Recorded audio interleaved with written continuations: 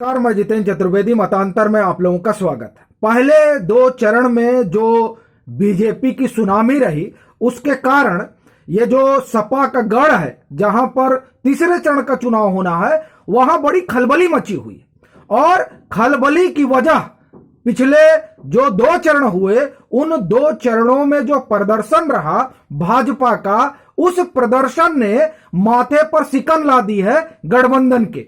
वो समझ नहीं पा रहे हैं कि असल में अब यहां किया क्या जाए। यहां जो एक मजबूत गढ़ हुआ करता था एक जमाने में समाजवादी पार्टी का, उस गढ़ की जो किलेबंदी है उसे ध्वस्त तो 2014 में भाजपा ने कर दिया, और वो फिर 2017 में भी वही हाल रहा, 2019 में भी वही हाल रहा। और एक तरह से इस इलाके में, और जब मैं इस इलाके की बात कर रहा हूं तो हम लोग बात अभी इटावा मतलब और मैनपुरी और फिरोजाबाद की कर रहे हैं। अभी बुंदेलखंड की बात हम नहीं कर रहे, उस पर हम लोग अलग से बात करेंगे। फिर ये जो अवध वाला इलाका जुड़ता है, कानपुर और कन्नौज वाला, इस पर भी हम लोग अलग से बात करेंगे।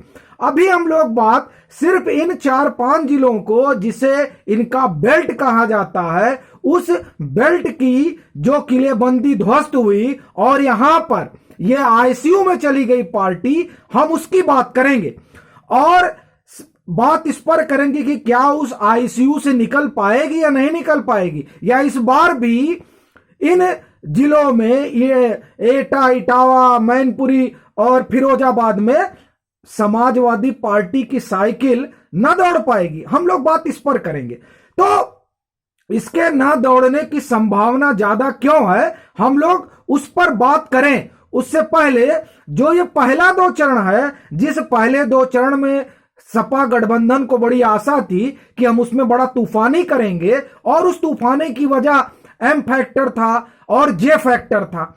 हुआ ये कि एम फैक्टर जो चला वो चला, लेकिन ये जो जे फैक्टर है, ये जे फैक्टर ज्यादा काम नहीं कर पाया अगर आप 2-3 जिलों को छोड़ दे तो। जैसे मुजफ्फरनगर में कुछ काम किया, कुछ बागपत में काम किया, कुछ मेरठ में काम किया, लेकिन जे के काम करने के बाद, एम के थोड़ा बहुत काम करने के बाद भी ये जो आधी आबादी है, इस आधी आबादी ने पहले चरण में मामला पूरा उल्टा कर दिया सपा गठबंधन का। तो दूसरे चरण में किस्सा हिजाब का गढ़ा गया। अच्छा, हिजाब का जब किस्सा गढ़ा गया तो मामला और उल्टा पड़ गया, क्योंकि जब हिजाब का किस्सा गढ़ा गया तो वहां पर जो है हिंदू लामबंद होकर वोट कर गया। और ये मैं नहीं कह रहा हूं, ये उस खेमे के लोग कह रहे हैं जो अपने आप को सेकुलर कहते हैं। और ये जो लामबंदी हुई दूसरे चरण में, उससे वो परेशान भी है कि अनानाहक ही जो है हिजाब का मुद्दा इस तरह से उठा दिया गया। लेकिन ये जो दूसरे चरण में हिजाब का मुद्दा उठाया गया, इससे एक चीज तो स्पष्ट होती है कि पहले चरण में वो जो एम की आधी आबादी है, वो कहीं ऐसा तो नहीं कि उसने फूल दबा दिया। ये एक सवाल है, लेकिन उस पर वो तो समझ में आएगा 10 मार्च को। लेकिन जो दूसरे चरण में हुआ, दूसरे चरण की 2-3 घटनाएं आपको मैं बताता हूं, फिर हम आएंगे। ये जो गढ़ है, वो गढ़ कैसे वहां जो है लग रहा है कि साइकिल एक बार फिर पंचर होगी। 2-3 बातें हुई। जैसे कुंदुरकी वाली बात हमने इस मतांतर पर बताई थी कि मुरादाबाद की जो कुंदुरकी सीट है, वहां पर भाजपा प्रत्याशी ने अंतिम दिन कह दिया कि नहीं, अब ये करो कि सब जो है बसपा प्रत्याशी ने अंतिम दिन ये तय किया कि नहीं, अब सारा वोट भाजपा को डालेंगे, बसपा का जो वोट है वो ये तय हो गया। और अब आप समझिए कि ये जब हुआ होगा, जो चर्चा भी, और ये चर्चा सेकुलर खेमे में खूब है कि बसपा के उम्मीदवार ने अंतिम दिन तय कर लिया कि अब नहीं, भाजपा को वोट डलवाना है। तो अगर भाजपा को वोट पड़ा होगा तो आप समझ सकते हैं कि उस सीट पर कितना उलटफेर होगा। और ये बात सिर्फ कुंदुरकी की ही नहीं है, बिजनौर में ये खबरें हैं कि बिजनौर में वहां देखिए क्या है कि इस चरण में आप देखिए तो एम को जो है, मतलब मुस्लिम आप जिसे कहते हैं, उनको बसपा ने काफी टिकट दिया।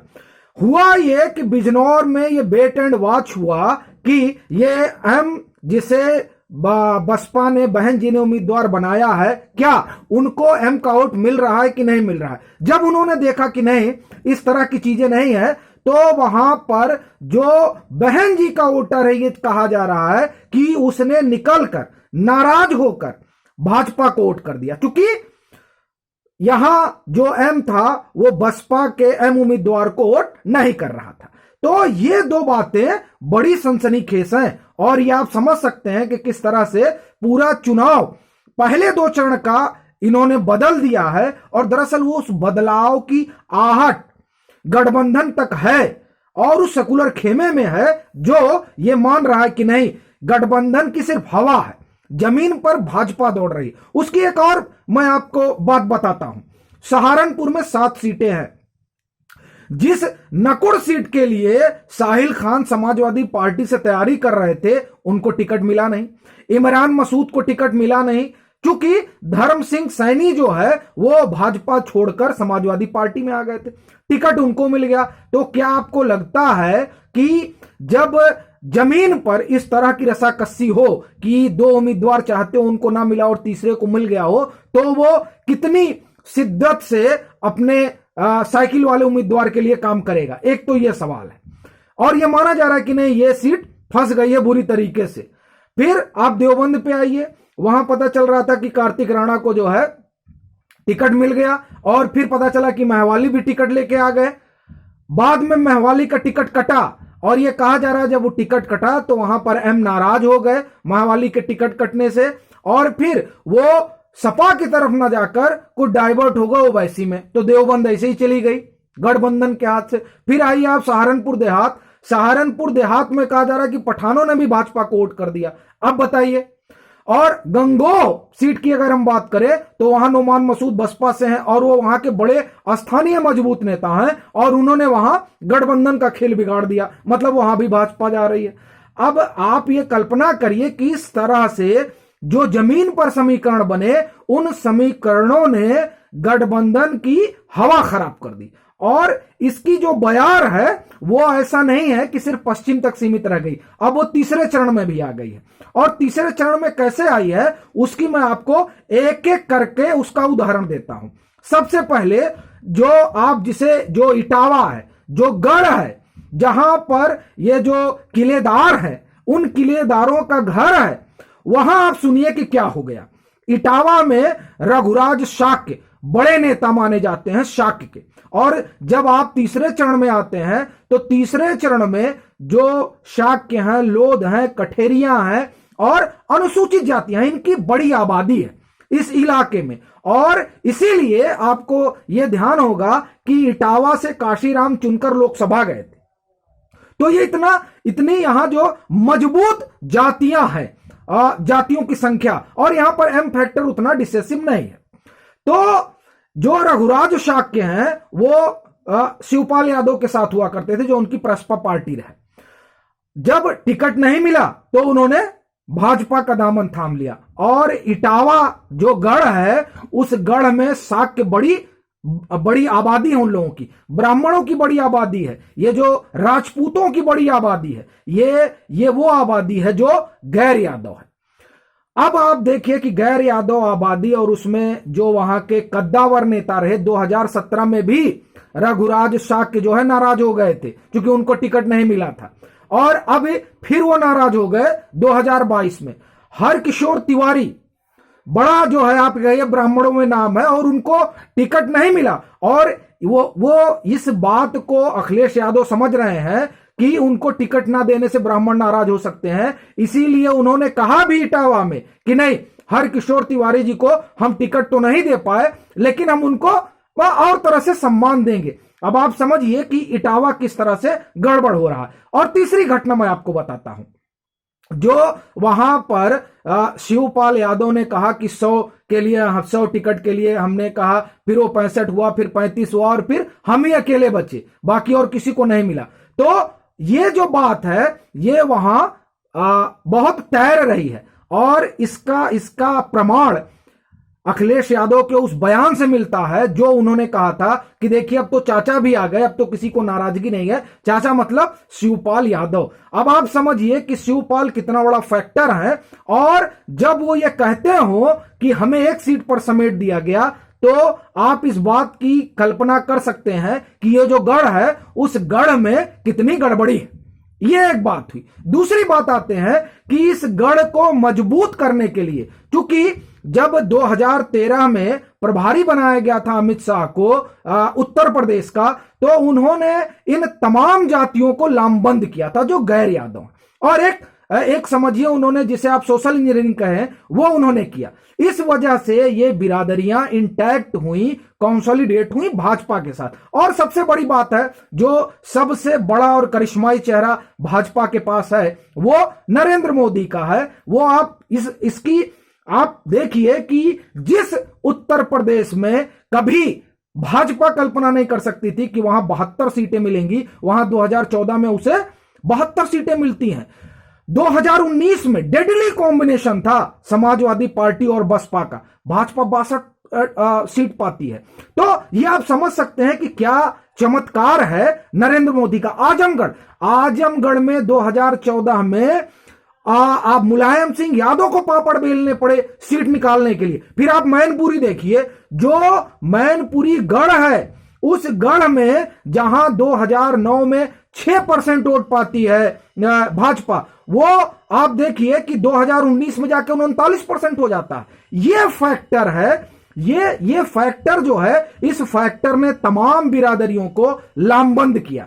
यहां पर शाक्त, लोध, ये बिरादरियां जो हमने पहले बताया, कठेरिया, ये सब तमाम बिरादरियां हैं जो गैर यादव बिरादरियां हैं और जिन्हें जो भाजपा के साथ कंसोलिडेट हुई, और वो अभी भी टूटती हुई नहीं दिख रही हैं। ना वो पहले दूसरे चरण में दिखी और ना तीसरे इस चरण में दिख रही हैं। और यहां जो लाभार्थी वाला फैक्टर है वो बड़ा काम कर रहा है। हालांकि इसकी बड़ी भूमिका बुंदेलखंड में भी है।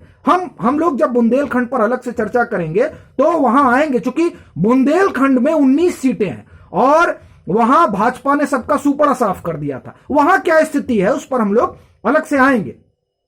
तो हम लोग बात कर रहे थे कि यहां का जो समीकरण भाजपा ने बनाया, उस समीकरण को तोड़ने के लिए समाजवादी पार्टी ने भी एक समीकरण बनाने की कोशिश की। उसी समीकरण में ये जो सैनी, धर्म सिंह सैनी और दारा सिंह चौहान और ये स्वामी प्रसाद मौर्य आते हैं, और फिर ये जो महान दल से गठबंधन होता है केशव देव मौर्य से, क्योंकि यहां शाक्यों का बड़ा आउट है। लेकिन ये ध्यान रखिएगा, रघुराज शाक्य बहुत बड़े नेता हैं, वो कई बार सांसद रहे हैं और वो भाजपा में है, इसलिए कहा जा रहा है इटावा का मामला गड़बड़ा गया है। मैनपुरी का हमने आपको कहानी बता दी कि वहां पर सिर्फ आप ये कहिए कि यादव बाहुल इलाका है, लेकिन जब आप गैर यादव में आते हैं तो वो इस पोजीशन में होते हैं कि चुनाव को हरा सकें और जिता सकें। तो ये जो बिरादरियां हैं, इन्हीं को लामबंद करने के लिए समाजवादी पार्टी ने जोड़ा किसको? इन लोगों को, जिसमें महान दल है। लेकिन महान दल का इन्फ्लुएंस जो है, जो 2012 में था, वो अब 2017 में घटा। वो इसलिए चूंकि ये तमाम बिरादरियां कंसोलिडेट हो गई भाजपा के साथ, और अभी भी वैसा ही है कि वो भाजपा के साथ ही कंसोलिडेट है। और इसका मैं आपको एक वानगी देता हूं कि आखिर में ये बिरादरियां किस तरह भाजपा के साथ जुड़ी हुई हैं, और जो उनका जुड़ना ही इनके लिए समस्या का विषय बना हुआ है गठबंधन के लिए। आप देखिए कि स्वामी प्रसाद मौर्य इन इलाकों में टहल रहे हैं, मतलब समाजवादी पार्टी टहला रही है कि भाई ये बड़े नेता हैं, वो जो माना जाता है। लेकिन अगर आप जब ये निकले थे और उसके बाद जो सर्वे हुए थे, उस सर्वे में ये साफ हो गया था कि मौर्य शाक्य सैनी कुशवाहा के सबसे बड़े नेता जो हैं वो केशव प्रसाद मौर्य के रूप में सर्वे में आया। और अगर इन सब में कहा जाए तो नरेंद्र मोदी है ही हैं जो सबसे बड़े नेता हैं और जिनकी वजह से ये तमाम बिरादरियां इंटैक्ट हुई। तो अब ये वहां टहल रहे हैं और वहां पर वो दो तरीके से हमला कर रहे हैं, जो ये बताता है कि कितनी कमजोर स्थिति हो चुकी है सपा के गढ़ में सपा की। वो कह रहे हैं कि जात देखकर इनकाउंटर होता। अब दरअसल ये जो ब्राह्मण आप जिसे कह रहे हैं वो टूटता हुआ नहीं दिखाई दे रहा है, उसे तोड़ने की कोशिश है इस तरह का बयान देकर। दूसरा, वो जब ये कहते हैं कि ये यहां दलित शोषित, इस तरह की जब बात करते हैं तो ये बताता है कि असल में किस तरह से वो वहां जहां से वो छोड़कर आए, वहां से छोड़कर आने के बाद भी, तमाम हमला के बाद भी ये जो बिरादरियां हैं ये टूटी नहीं है।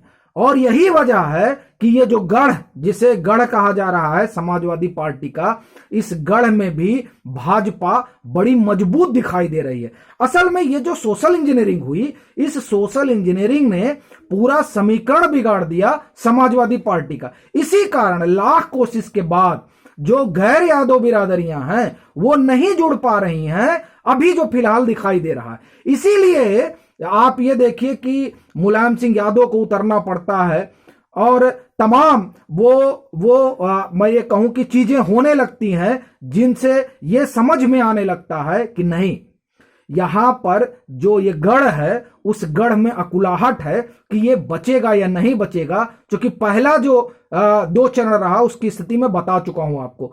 तीसरे चरण का ये जो 4-5 जिला है, इस जिले में भी जो इनका गढ़ है वहां बहुत मजबूत स्थिति नहीं है।